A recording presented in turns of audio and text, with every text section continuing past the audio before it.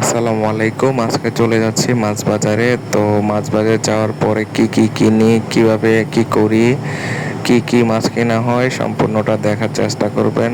চলে আসলাম মাছ বাজারে। রুই মাছ দেখতেছিলাম যে কত দাম, বা পাঙ্গাসের কত দাম আছে, মাছ বাজারে কি অবস্থা, কি কি মাছ পাওয়া যায় সেটাই আপনাদের সাথে দেখানোর চেষ্টা করব। 1 কেজি তেলাপিয়া নেন, 1 কেজি তেলাপিয়া নেন বড় দেখে।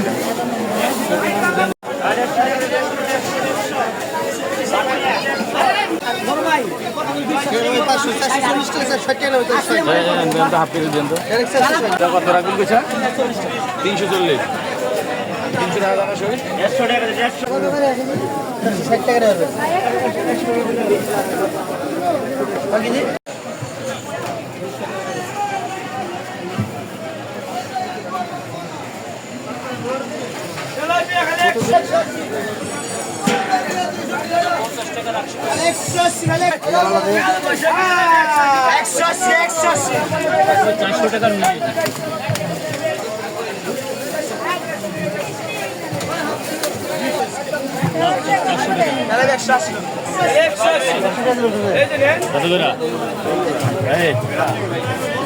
আমার তো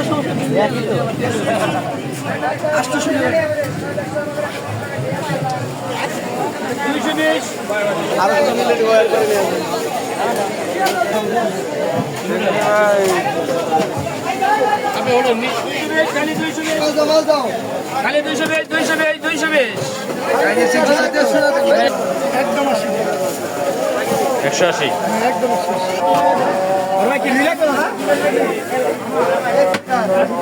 180 কত?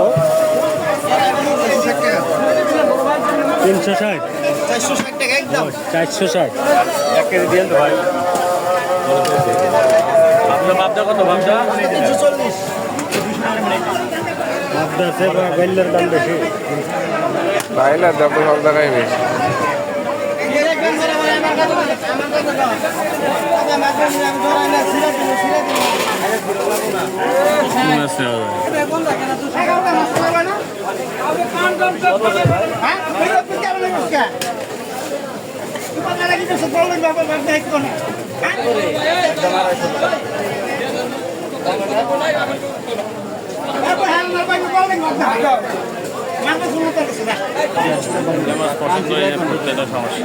কত করে?